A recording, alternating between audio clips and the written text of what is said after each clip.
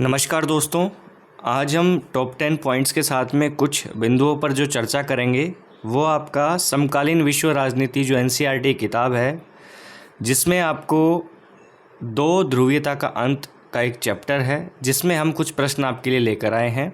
इन प्रश्नों के आधार पर आप और भी प्रश्न पढ़ सकते हैं, तैयार कर सकते हैं, क्योंकि परीक्षाओं में एनसीईआरटी की बुक्स से भी काफ़ी प्रश्न डायरेक्टली पूछे जाते हैं। तो आप उनको समझने की कोशिश करें और उसे भी अपने स्टडी मटेरियल में ज़रूर से ज़रूर शामिल करें।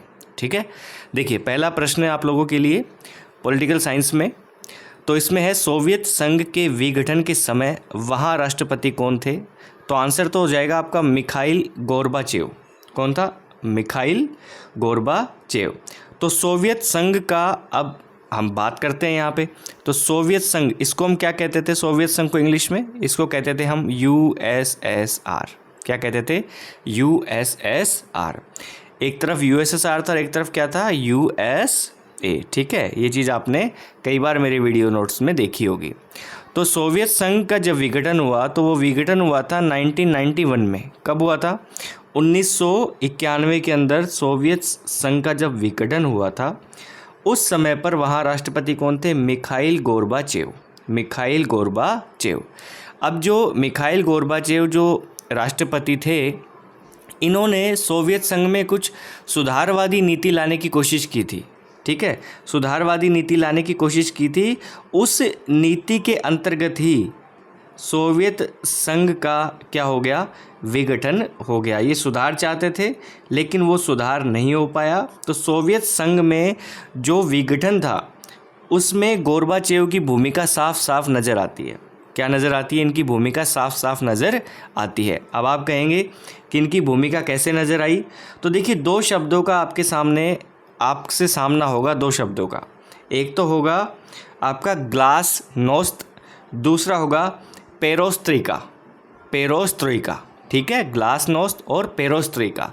तो ये जो दोनों शब्द थे, ये दरअसल में गोर्बाचेव ने सुधारवादी नीति के अंतर्गत लाने की कोशिश की थी, लेकिन वहाँ पर जो सोवियत संघ जो उस समय की स्थिति थी, वो गोर्बाचेव की जो ये नीतियाँ थी उसके कारण ही सोवियत संघ का विघटन हो गया था। कब? 1991 में।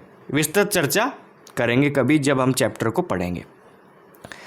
विश्व राजनीति में द्विध्रुवीयता के अंत का कारण क्या था? सोवियत संघ का विघटन। अच्छा देखो, द्विध्रुवीयता का मतलब हो गया दो पोल हैं, ठीक है, बाइपोलर है, द्विध्रुवीयता है। एक तो आपका हो गया यूएसएसआर, दूसरा हो गया आपका यूएसए। ओके, तो ये जो दो ध्रुवीय हैं, इसमें से जब एक ध्रुव जो था यूएसएसआर, सोवियत संघ, जब ये टूट गया तो मतलब द्विध्रुवीयता का क्या हो गया? अंत हो गया।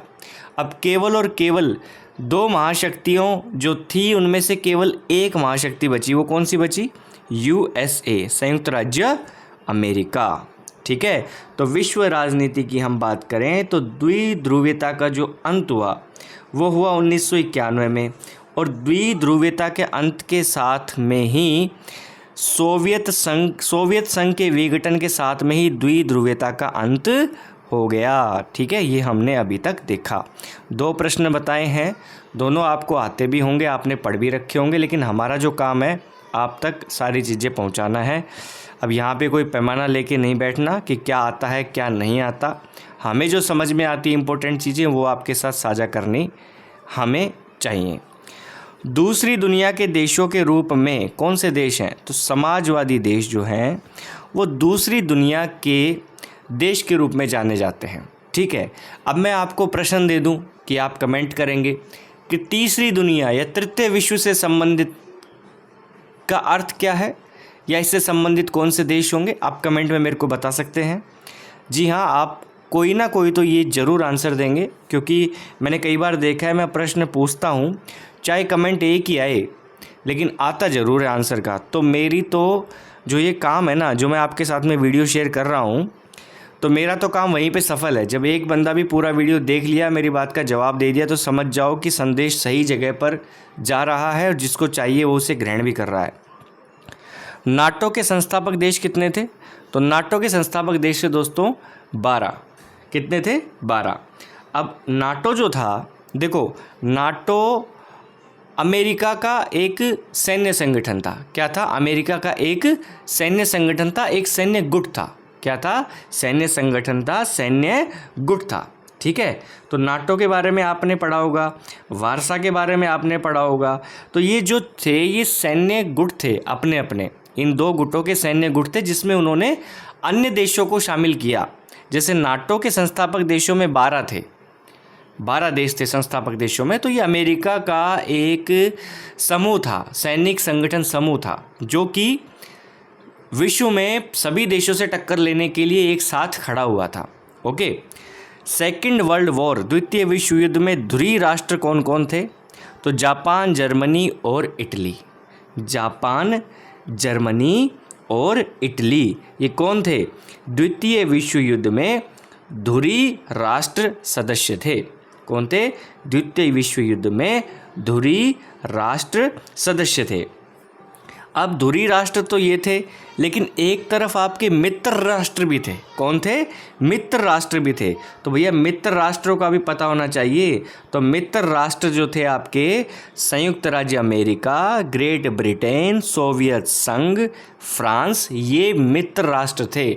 जिस सोवियत संघ और अमेरिका को आप आमने सामने खड़ा पाते हैं, वो द्वितीय विश्व युद्ध में एक तरफ थे, मित्र राष्ट्रों की श्रेणी में थे।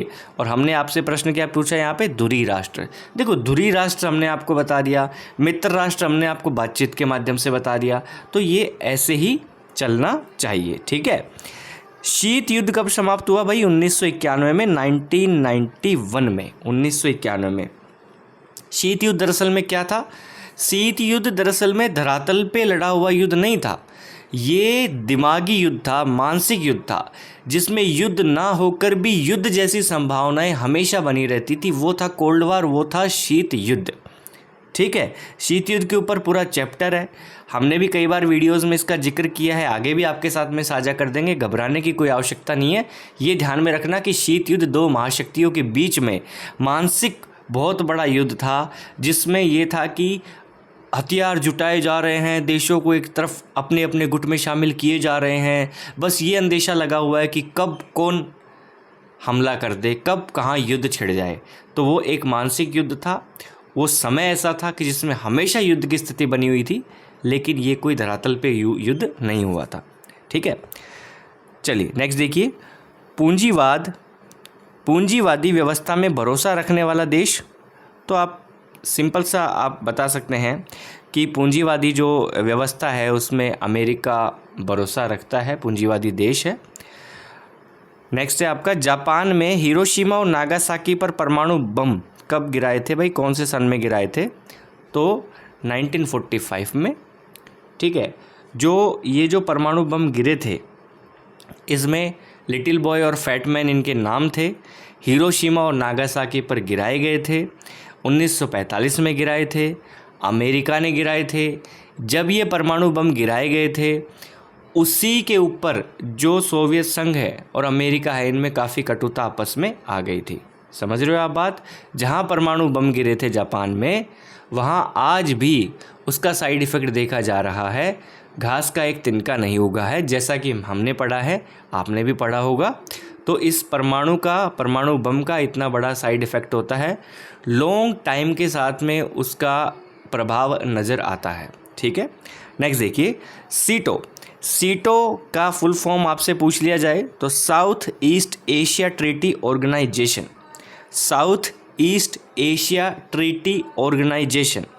इसी प्रकार आपसे सेंटो का पूछ लिया जाए तो central treaty organisation, central treaty organisation. काफ़ी बार आपसे फुल फॉर्म परीक्षाओं में पूछी जाती है, नाटो की पूछी जाती है, सेंटो की पूछी जाती है, सीटो की पूछी जाती है।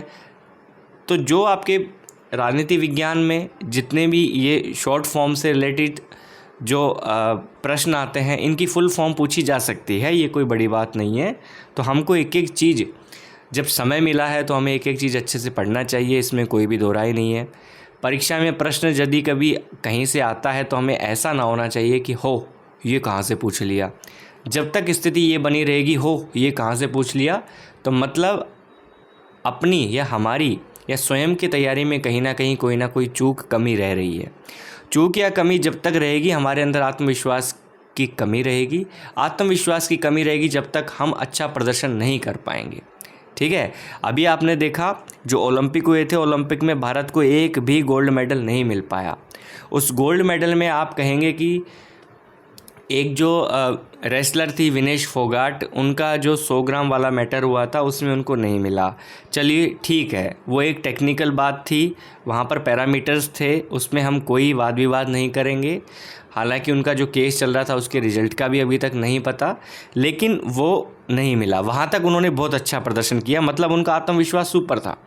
दूसरा, अब हम देखें कि नीरज चोपड़ा को हम देखें जो जेवलिन थ्रो में जो अच्छे पार्टिसिपेट किया जिन्होंने, तो उसमें हम देखें तो उनको 6 मौके मिले जिसमें 5 में उन्होंने फाउल किया। तो अब जब उस मैच को देखते हैं तो उनके चेहरे से प्रतीत हो रहा है, चाहे इंजरी की वजह से हो चाहे कैसे भी हो, उनके आत्मविश्वास में थोड़ी कमी महसूस हो रही थी। जहाँ पे आत्मविश्वास डगमगाएगा वहाँ पर व्यक्ति कोई भी कार्य करते हुए डगमगाएगा, और डगमगाहट ही असफलता का एक बहुत बड़ा कारण बन जाती है, जो हमारी छोटी छोटी गलतियों से इकट्ठी होती है। ठीक है, तो ये इतनी सी बात थी, कोई बड़ा लेक्चर मुझे देना नहीं आता। अपना काम करो, अच्छे से करो, चीज़ों को पढ़ो, एनसीईआरटी बुक्स को पढ़ो। क्यों नहीं पढ़ोगे? क्योंकि एनसीईआरटी बुक्स स्कूलों में है और स्कूल को बेस बनाकर ये आपके लिए कंपटीशन एग्ज़ाम्स करवाए जाते हैं, तो उनको पढ़ना बहुत ज़रूरी है। इस वीडियो नोट में इतना ही, मिलते हैं नेक्स्ट वीडियो नोट में। Thank you so much.